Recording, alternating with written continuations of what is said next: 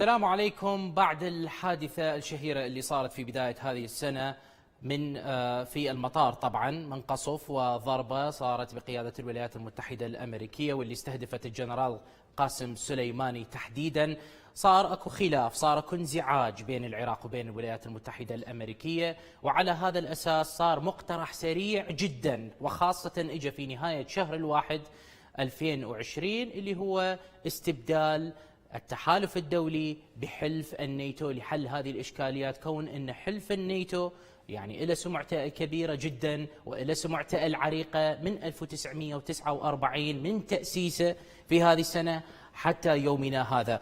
وطبعا التلغراف البريطانية كانت واحدة من الصحف العالمية اللي تحدثت عن أهمية وجود الناتو، خاصة وأنه راح تكون هذه القضية مهمة للمسؤولين العراقيين، راح تخفف من وطأة المشكلة بين العراق وبين الولايات المتحدة الأمريكية، وخلص التحالف الدولي قد يكون العراق يعني ما محتاج هذا العدد الكبير من المستشارين والقوات القتالية اللي موجودة على الأرض. وفعليا لاحظنا في الفترة الأخيرة انسحاب للتحالف الدولي، لكن دور التحالف الدولي ودور حلف الناتو كبير جدا ومهم جدا في تدريب القوات العراقية، وهذا الأمر يعني أكدوا أهميته الحكومة العراقية المسؤولين العراقيين بأنه احنا فعليا لازلنا بحاجة إلى هذا التدريب الدولي المهم.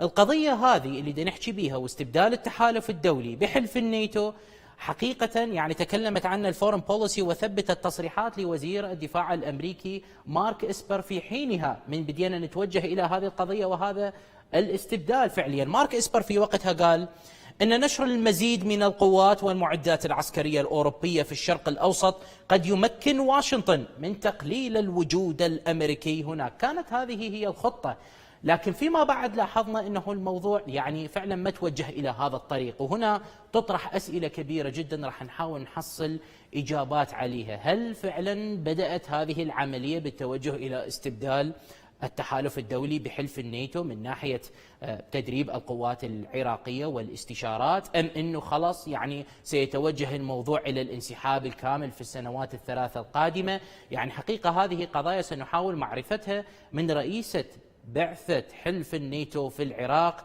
اللواء جيني كارينيان. طبعا يعني قضية مهمة جدا، شخصية مهمة جدا اليوم ويانا في هذه الحلقة لمعرفة هذه التفاصيل. أيضا قضية مهمة احنا نريد نضيفها حقيقة، وهي الويلسون سنتر ثبتها عند زيارة السيد مصطفى الكاظمي والوفد العراقي طبعا إلى الولايات المتحدة الأمريكية إلى واشنطن تحديدا ولقائهم مع دونالد ترامب. في هذا اللقاء صار كلام مهم على قضية حاجة العراق إلى التدريبات فعليا، وطبعا يعني دونالد ترامب وسمعنا تصريحات كثيرة من الكثيرين من المحللين السياسيين الموجودين حتى من واشنطن أكدوا أنه فعليا ترامب مستعد أن ينسحب الآن من العراق، ولكن العراق أكد أهمية وجود هذا التدريب. حلف الناتو بحد ذاته، واليوم تركيزنا في هذه الحلقة على الناتو والجهود اللي يبذلها اليوم في العراق، هي حقيقة قضية مهمة جدا.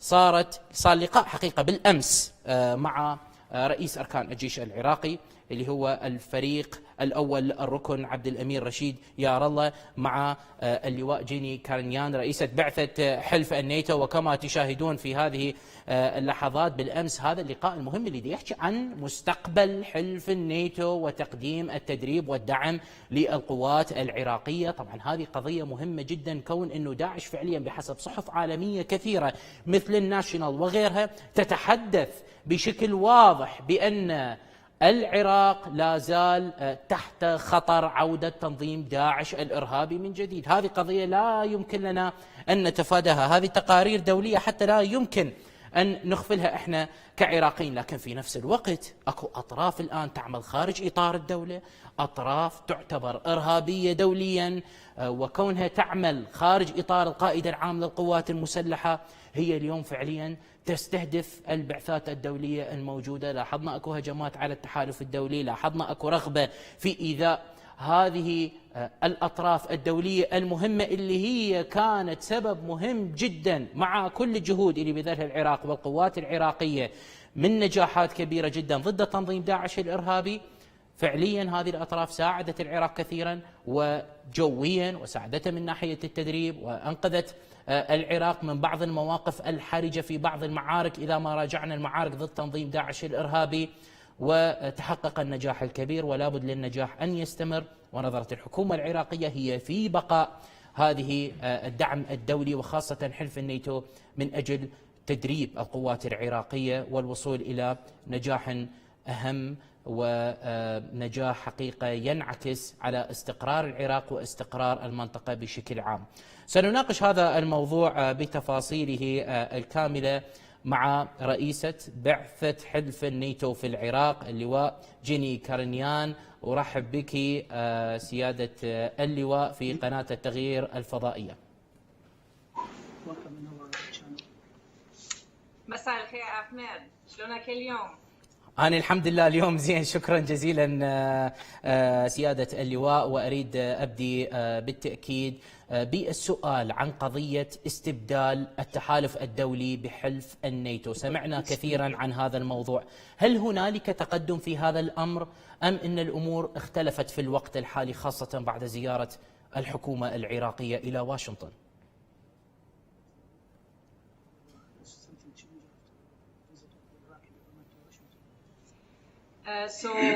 NATO mission Iraq is fully on.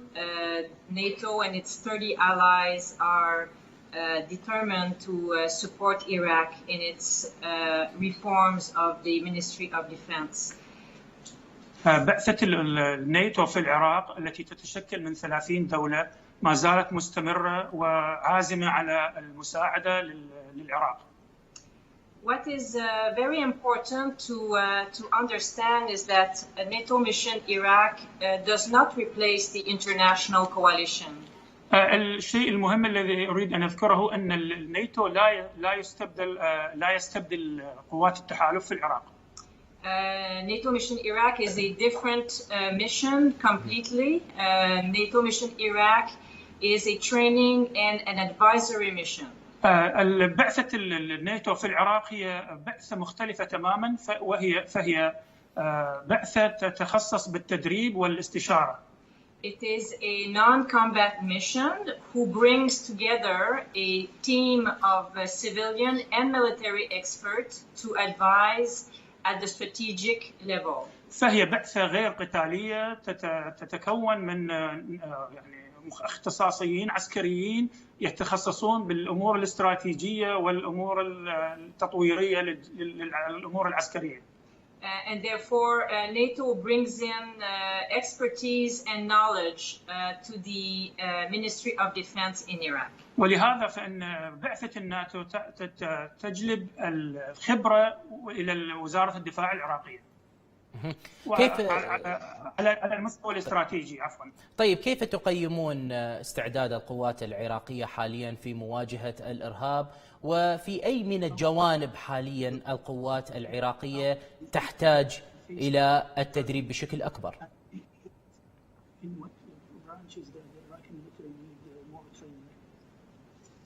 The Iraqi security forces have fought valiantly against Daesh, and they have sacrificed a lot in the fight against terrorism. القوات الأمنية العراقية قاتلت بشجاعة وبجسارة ضد داعش وما زالت تقوم بهذا الدور الكبير. And we are very grateful for their victory as it brings security for all of us. ونحن ممتنين جدا لهذا الانتصار الذي حققوه الذي يجلب الأمن لنا جميعا. NATO mission Iraq will focus its effort at the strategic level, as I mentioned a little bit earlier, at the Ministry of Defense. كما ذكرت قبل قليل أن بعثة الناتو في العراق ستركز على المستوى الاستراتيجي وتطويره في وزارة الدفاع العراقية. In such areas such as leadership development, human resource management, في مواضيع التطوير القيادي والموارد البشرية، تطوير الموارد البشرية أيضا.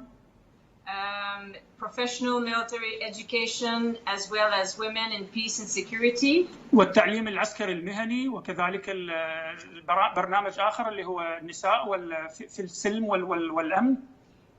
Human rights, as well as reforms in various programs of budgeting at the Ministry of Defense. وكذلك حقوق الإنسان، وكذلك تشكيل الميزانيات المالية في وزارة الدفاع. So as you can see, it is a very diverse and portfolio to help the Ministry of Defense in modernizing and getting more efficient at the management of defense. وكما ترى أن هذا هو موضوع متشعب في تطوير وزارة الدفاع العراقية، ويكون عادة في هذه المواضيع التي ذكرناها. In fact, this is very similar to many of our allies within NATO. We are constantly in the business of reforming and modernizing our military institutions, and this is why NATO brings in its expertise to do it with the Ministry of Defense in Iraq. هذا يحصل دائما في الدول المشكلة لحلف الناتو، والتي دائما ما تتطور فيما بينها، وهذا السبب الذي يقودنا إلى جلب خبرتنا لوزارة الدفاع العراقية. بحسب تقييمكم، هل تنظيم داعش الإرهابي لا زال يشكل خطرا على العراق؟ هل من الممكن لداعش أن يعود في حالة اعتمد العراق على نفسه في المعارك ضد الإرهاب من دون دعم الناتو على سبيل المثال؟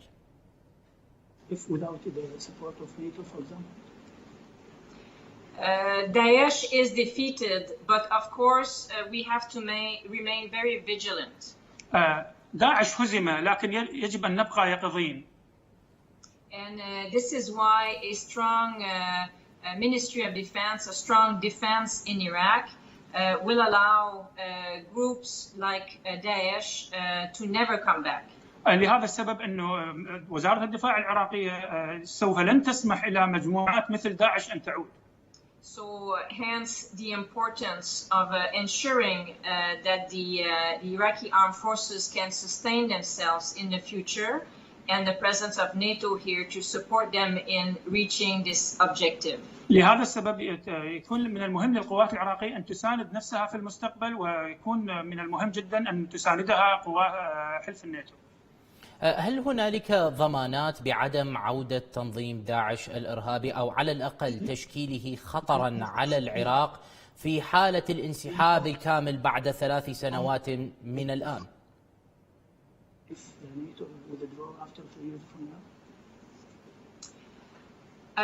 Again, Daesh is defeated, and the reforming and the improving of the Iraqi armed forces will stop any further groups like Daesh to come back again. أكررها مرة ثانية، داعش قد هزم، وإعادة بناء القوات المسلحة العراقية سوف لن يسمح لبناء هذه المجموعات مرة ثانية وعودتها.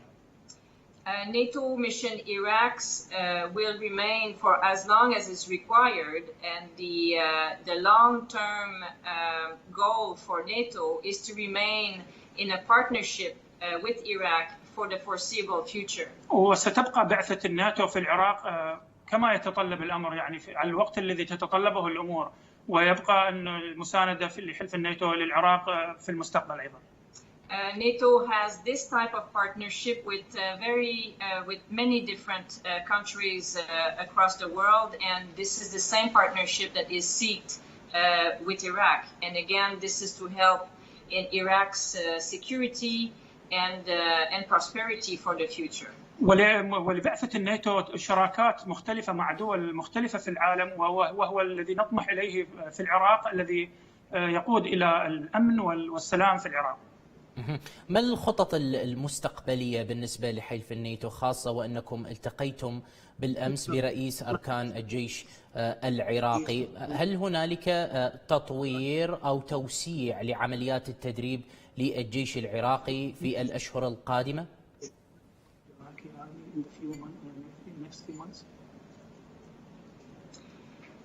In the next few months, the plan is to keep going on working on the reforms at the Ministry of Defense. A lot of these reforms have been started already, and we are pursuing them in a manner such that it can be synchronized with the capacity of the Ministry of Defense. في الأشهر القادمة سيكون تركيزنا على تطوير وزارة الدفاع، ويكون هذا بالتزامن مع ما تتطلبه الوزارة من تطويرات أو مواضيع يتعلق فيها التطوير. So the Chief of Defense in Iraq is involved in this process in guiding the reform processes for the Iraqi armed forces. رئيس أركان الجيش في العراق هو شخص يعني يكون على اطلاع في هذا الأمر، وهو مسؤول عن هذا الأمر، وهو تطوير القوات المسلحة العراقية بالتعاون معنا.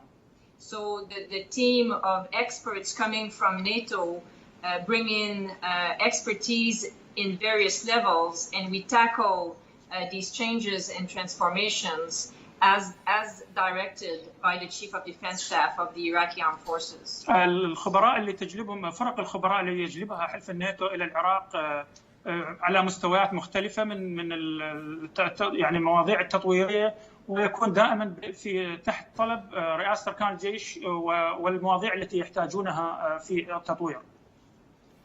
كما تعلمون بأن مؤخرا الولايات المتحدة الأمريكية أعلنت عن تخفيض القوات الأمريكية في العراق، وحتى سمعنا ذلك من التحالف الدولي بشكل عام. ماذا عن الناتو؟ هل سيبقى بالكادر الموجود حاليا؟ هل سيكون هنالك زيادة؟ هل سيكون هنالك تخفيض؟ نود أن نعرف هذه المعلومة بالتحديد. NATO is currently consulting with the military and senior leadership of Iraq, of the government of Iraq, in looking at what more we could do here to support and help. So it is this current consultation processes that will decide where NATO goes next and where we take expansion. تقوم بعثة الناتو في العراق الآن باستشارات ونقاشات مع المتخصصين العسكريين العراقيين، نسألهم عن ما هي المواضيع التي يحتاجونها، وبناء على هذه النقاشات والاستشارات سنقرر ماذا يحدث في المستقبل. Every initiative that we undertake with our Iraqi colleagues is always at their requests and according to demands or needs that they have for improvements. أي مواضيع نناقشها مع زملائنا العراقيين دائما تكون بناء على طلبهم، أي شيء يحتاجونه في تطوير قواتهم دائما ما يكون محل نقاش بيننا، ويكون دائما في يعني هنالك أرض مشتركة لهذا الموضوع. So it's in response to needs and requests identified by the Ministry of Defense and the government of Iraq. هو دائما يكون استجابة لطلب وزارة الدفاع العراقية وحكومة العراق الذي نقوم به في المستقبل. And again, the 30 allies, a member of NATO, are determined in improving and assisting the Iraqi armed forces in their road to modernization and improvements. وأريد أن أقول لك أن ال30 دولة التي تشكل حلف الناتو قد قرروا مسبقا لتطوير ومساعدة القوات العراقية والحكومة العراقية. هل تشعرون بالقلق من هجمات الميليشيات والأطراف التي تعمل خارج إطار الدولة على البعثات الدبلوماسية، على التحالف الدولي؟ هل تشعرون بالقلق من ذلك؟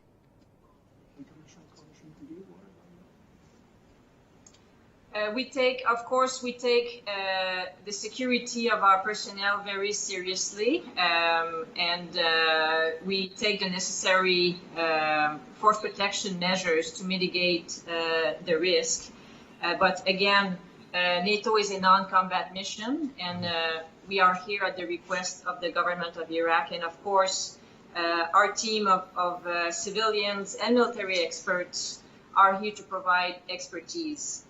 كما ذكرت سابقا أن حلف الناتو هو قوة غير قتالية هنا، ونحن هنا بناء على وجودنا في العراق وتجهيزنا للخبرة التي نقوم بتجهيزها للقوات الأمنية العراقية، وهذا دائما يشكل شيء مهم جدا لنا في سبيل تطوير القوات العراقية بلا اصطدامات مع فصائل يعني.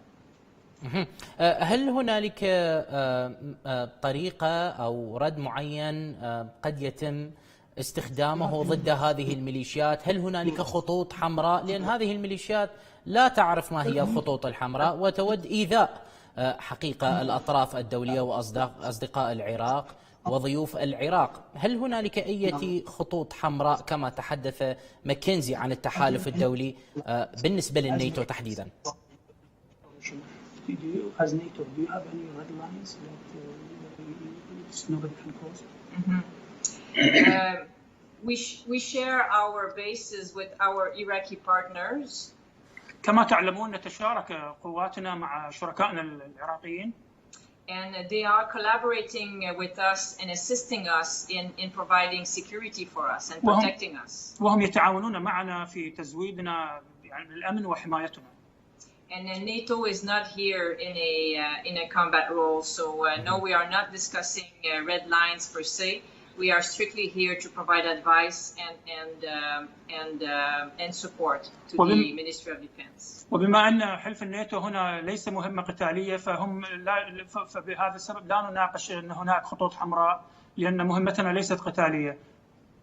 هل التدريبات التي تجري القوات العراقية كما تعلمون يعني حتى هذه اللحظة ليس هنالك تصدي من القوات العراقية للميليشيات بقدر ما هو تصدي لداعش الإرهابي، هل التدريبات تضمن للقوات العراقية إمكانية الرد على هذه الأطراف التي تعمل خارج إطار الدولة وتقوم بكل هذه الزعزعة اليوم في الداخل العراقي؟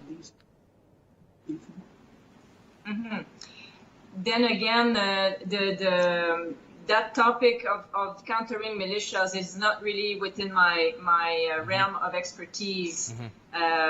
But again, we are preparing the Iraqi armed forces to be able to assume their own defense and assert their own sovereignty. كما تعلم أن مهمتنا ليست مواجهة هذه المجاميع أو الميليشيات، نحن نحاول تطوير القوات العراقية ومساعدتها وإسنادها للقيام بهذا الدور. هل طلبتم حماية أكبر من الحكومة العراقية فيما يتعلق بهذا الموضوع، كون أن الحماية لا زالت ضعيفة حتى هذه اللحظة على ما يبدو؟ هل كان هنالك حديث حول هذه القضية تحديدا؟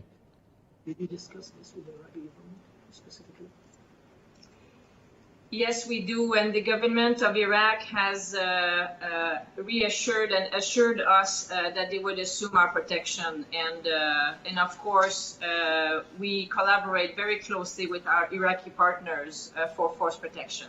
نعم، ناقشنا هذا الأمر مع الحكومة العراقية، والحكومة العراقية ملتزمة بحمايتنا وشركائنا.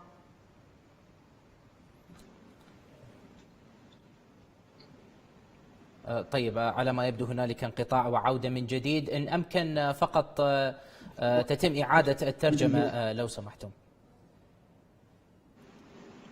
نعم، ناقشنا الأمر مع الحكومة العراقية وفي هذا الأمر يعني الحكومة العراقية أعطتنا التزاماتها بأنه يحمون بعثات الأمم المتحدة والبعثات الدولية في العراق.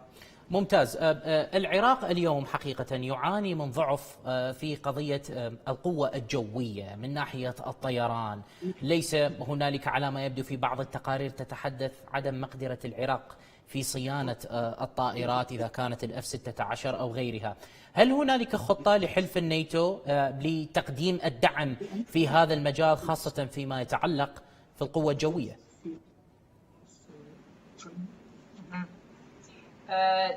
NATO currently does not provide equipment for our Iraqi partners. كما تعلمون حلف الناتو لا يجهز معدات لشركائنا العراقيين. And we provide advice on management of defense. نحن نزود باستشارات وإدارات دفاعية. So for the moment, we are not providing advice with the Air Force. في هذا الوقت نحن لا نزود استشارات للقوى الجوية. But this is something that is considered for the future, where our advisor and expert civilians could come in and provide advice on the management of the Iraqi Air Force. لكن هذا الموضوع هو مأخوذ بنظر الاعتبار، ممكن في المستقبل نزود استشارات تخص القوى الجوية العراقية. So these are fields of expansion that are currently considered by NATO, where we could help and support if the Iraqi request our aid, our support for them. في هذه الميادين نحن ملتزمون في تجهيز الاستشارات إذا سألنا شركائنا العراقيين لذلك. هل تواصلت الحكومة العراقية والجانب العراقي مع الناتو في الفترة الأخيرة بشكل أكبر في الطلبات للتدريب بشكل أكبر، التقدم بشكل أكبر في الأيام القادمة، كون أن التحالف الدولي والولايات المتحدة في حالة انسحاب في السنوات الثلاث القادمة؟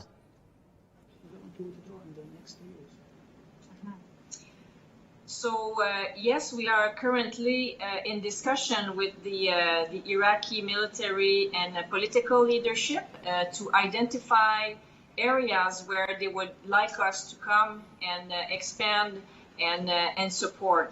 So there are various other security organizations that have requested NATO support. So this is currently being discussed. And over the next couple of months, NATO will make decisions on where it will expand.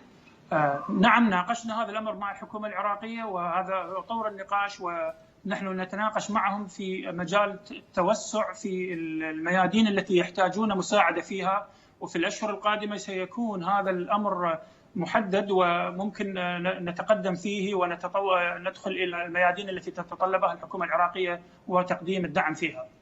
So, for example, additional areas like training in specialized fields such as medical, engineering, signals could be considered as specialized training that NATO could support in the next year or so. على سبيل المثال ناقشنا معهم تطوير مثلا في مجال الطبي، تدريب على المجال الطبي وعلى مجال الإشارة، وكذلك مجالات أخرى ممكن نتناقش مع شركائنا العراقيين فيها. So while we are currently involved at the strategic Ministry of Defense level, we are also planning for the future expansion of the mission with the Iraqi and as well as with the NATO chain of command. وبما أننا الآن نتناقش مع وزارة الدفاع العراقية على المستوى الاستراتيجي، سيكون نقاشاتنا في المجالات التي تحتاجها الوزارة وتطوير القوات المسلحة العراقية. طيب، هنالك حقيقة لغة الشعب العراقي لحد الآن في حالة حيرة حقيقة، أنه بعض السياسيين العراقيين دائما ما يتحدثون بأن القوات العراقية ليست بحاجة إلى أي دعم أو أي تدريب أو أي من هذه الأمور، ويطالبون بالانسحاب دائما. فقط للتوضيح، هل اليوم وزارة الدفاع العراقية والحكومة العراقية تطالب تعاونا أكبر من حلف الناتو في المجالات التي تحدثنا بها اليوم؟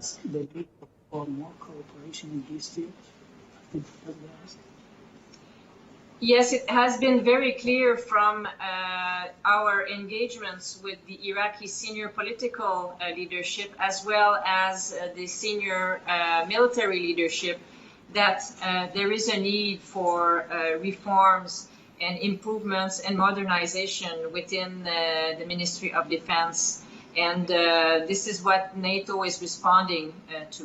نعم، نوقش هذا الأمر مع المستويات العليا من القيادة العراقية السياسية والقيادة العسكرية أيضا، وهذا الأمر محل نقاشات مستمرة بين حلف مهمة الناتو والشركاء العراقيين. It is very clear that NATO will only remain in Iraq at the request of the government and in full respect of Iraqi sovereignty. يجب أن يكون من الواضح أن وجود حلف الناتو هنا في العراق هو تحت بناء على طلب من الحكومة العراقية وأن لا يمس سيادة العراق.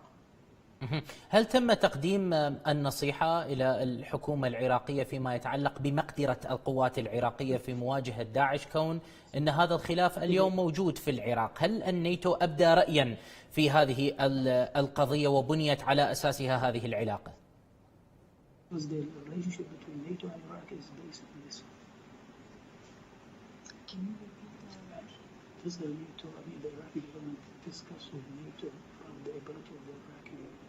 to face Daesh. So he has that question. Of course, when we discuss with our Iraqi partners and Iraqi senior leaders, we are working to structure or to prepare a force to face the threat that it is against that it is facing. بالطبع احنا نناقش هذه الامور مع الحكومه العراقيه والتهديدات التي تشكلها هذه المجاميع، وهذا تم مسبقا يعني. So, for example, we are working and advising on the national security strategy. على سبيل المثال نحن الان في طور النقاش عن موضوع الامن الوطني الاستراتيجي. As well as the national defense policy and the military strategy.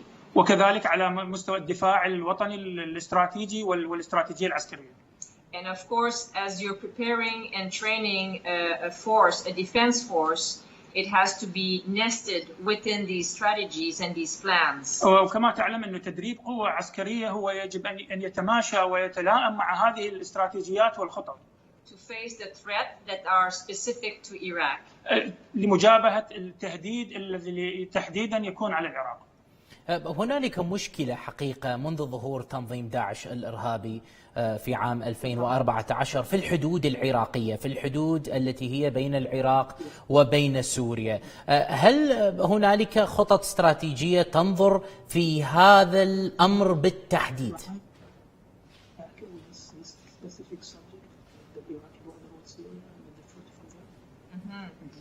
Well, I think this is more a question that has to do with the specific operation and operational the specific operations conducted by the Operations Center within the Iraqi Armed Forces. هذا الأمر يجب مناقشته مع مركز العمليات للقوات المسلحة العراقية. And therefore, this is not necessarily where we advise in terms of tactics on the ground. كما تعلم هو هذا الأمر الذي نحن لا نعطي استشارات على التكتيكات على الأرض. So we are at the long-term and strategic level that looks at the strategy, how you build a force to meet the demands and the threat, and how you equip and how you budget and so on. نحن نتعامل مع الجيش العراقي أو القوات المسلحة العراقية على المستوى الاستراتيجي، كيف نبني الإدارة الاستراتيجية، كيف نجهز، كيف المواضيع التي تخص الأمور الاستراتيجية العسكرية العراقية. So this process is led by our Iraqi counterparts and Iraqi partners, and then we are there to support and advise on their initiatives. وهذه العملية تقاد من قبل شركائنا العراقيين، ونحن هنا لتقديم الاستشارة والعمل مع مبادراتهم. طيب، بما أنكم مهتمون في القضايا الاستراتيجية اليوم مع العراق بشكل كبير، هل هنالك تقييم عن مدى أو كم من السنين تحتاج الناتو من أجل تدريب القوات العراقية؟ هل يحتاج العراق لكي يكون جاهزا استراتيجيا مثلا إلى 4 أو 5 سنوات بحسب تقييمكم؟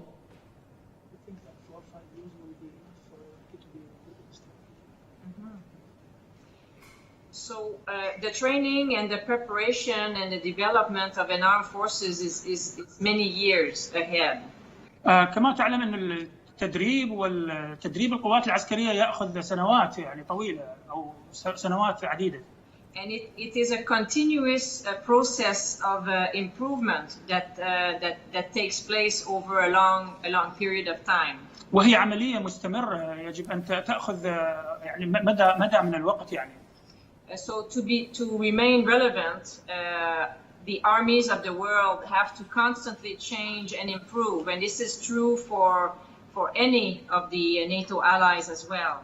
ولكي نبقى وثيقي الصلة بالواقع يجب هاي العملية تستمر إلى يعني على مدى الوقت، وحلفائنا في الناتو هم يقومون بهذا الشيء، يعني دولهم تقوم بهذا الشيء لقواتها. Having advisors to support us in these reforms only allows to accelerate the process. من خلال المستشارين هو يسرع العملية، من خلال وجود المستشارين يسرع هذه العملية. So therefore, NATO mission Iraq will remain for a period of time, but then with the continuous partnership via NATO, these reforms and changes can continue to happen over a long period of time. وبعثة الناتو في العراق ستستمر إلى وقت معين، وهذه التطويرات وهذه الأمور التي نتحدث عنها ستستمر إلى وقت أطول من هذا الشيء. So NATO has these standing programs that exist with many partner nations where NATO deploys experts on a regular basis, even if there are no specific missions on the ground. وحلف الناتو يقوم في هذا الأمر التطويري في دول عديدة ومستمر بهذا حتى لو لم يكن هناك وجود على الأرض. So once the reforms within the Ministry of Defense and the future training, once this is well on its way, then NATO can revert to a partnership relation that can last for as long as Iraq wants it to last. وفي الوقت الذي ستصلح الأمور في وزارة الدفاع وفي القوات العراقية سيكون وجود الناتو في العراق على تحت طلب الحكومة العراقية، وتستمر الشراكة إلى مستويات أخرى. طيب الناتو يعني لديه خبرة طويلة جدا في تدريب القوات العسكرية والجيوش حول العالم. نود أن نعرف يعني مدى إمكانية العراق حاليا استراتيجيا مقارنة بالدول الموجودة في الشرق الأوسط على الأقل.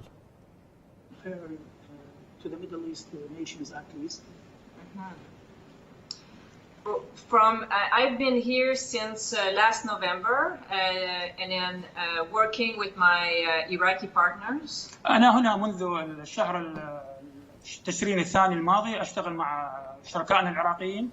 And I can tell you that my partners are very much engaged in their transformation and in the improvements that they see needs to be done.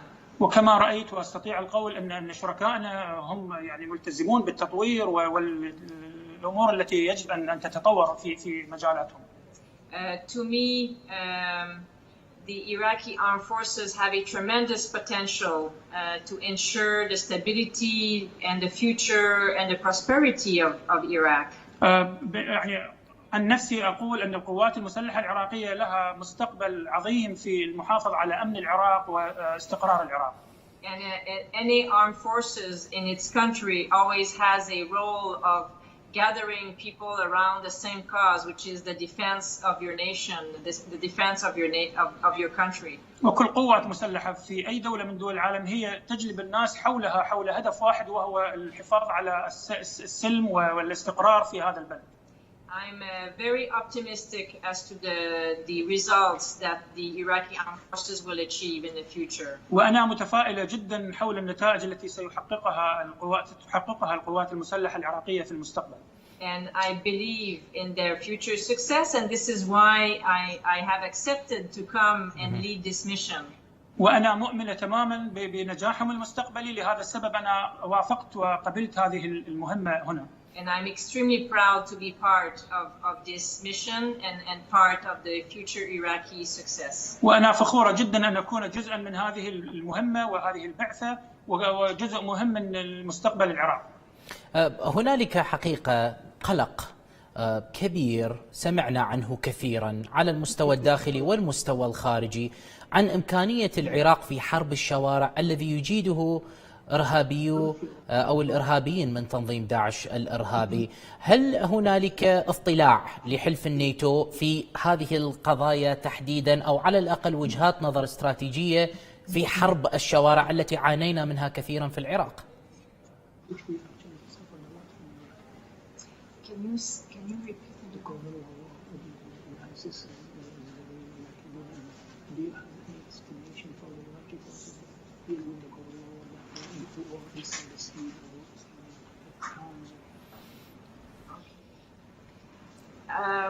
Again, I hope I understood the question correctly. طيب تفضلي.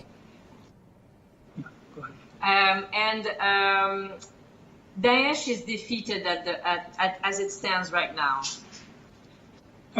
أتمنى أن أكون قد فهمت السؤال بالضبط. أنا أقول لك داعش قد هزمت حاليا أو الآن مهزومة يعني. And the residual threat that is there currently is fully manageable by the Iraqi security forces. وتهديدهم هو يعني تحت سيطرة الحكومة العراقية وضمن قدراتهم. So the situation is stabilizing in that sense. والوضع مستقر في هذا المجال. Which gives us right now the opportunity to tackle these reforms as we have a bit of stability time to do this with the Iraqi armed forces and accelerate the process of reform and changes. وهذا الاستقرار يعطينا المجال لمعالجة هذه المواضيع مع القوات الأمنية العراقية وتدريبها. Iraq has been fighting for many years now, and of course it's difficult to reform and improve your processes and your strategic level when you're busy fighting. العراق صار له يعني فترة من الزمن يقاتل، وعندما يكون هناك استقرار من الممكن أن التطوير يكون عن المجال الاستراتيجي. لما تكون في مجال غير المعارك سيكون عندك مجال أن تتطور استراتيجيا. So this time here definitely gives us the opportunity to do and advance the reform agenda. وفي هذا الوقت يعطينا الفرصة إنه نحاول أن نطور ونطور جداول أعمالنا وجداول تدريبنا. هل هنالك رسائل تودون إرسالها إلى الشعب العراقي خاصة وهنالك يعني لا زال القلق موجود عند المواطنين العراقيين، رسائل طمأنة من الناتو حول ما يحدث اليوم وما ممكن أن يحدث في المستقبل؟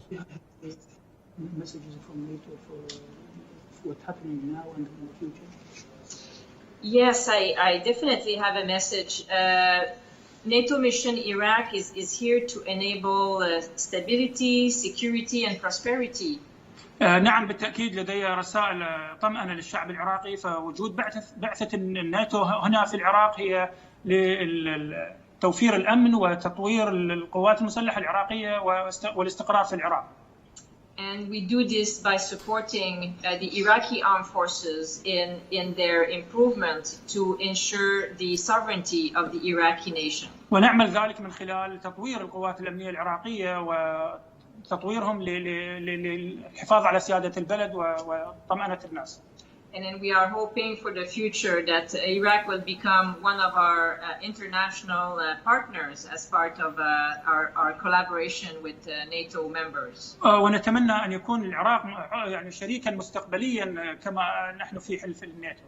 And our mission continues. ومهمتنا مستمرة.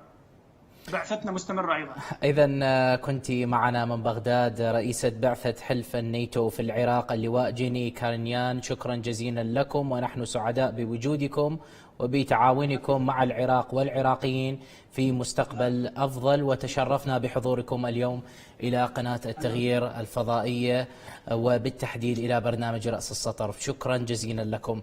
مشاهدينا الكرام، بهذا نصل إلى ختام حلقتنا لهذا اليوم. أشكر لكم طيب المتابعة، إلى اللقاء.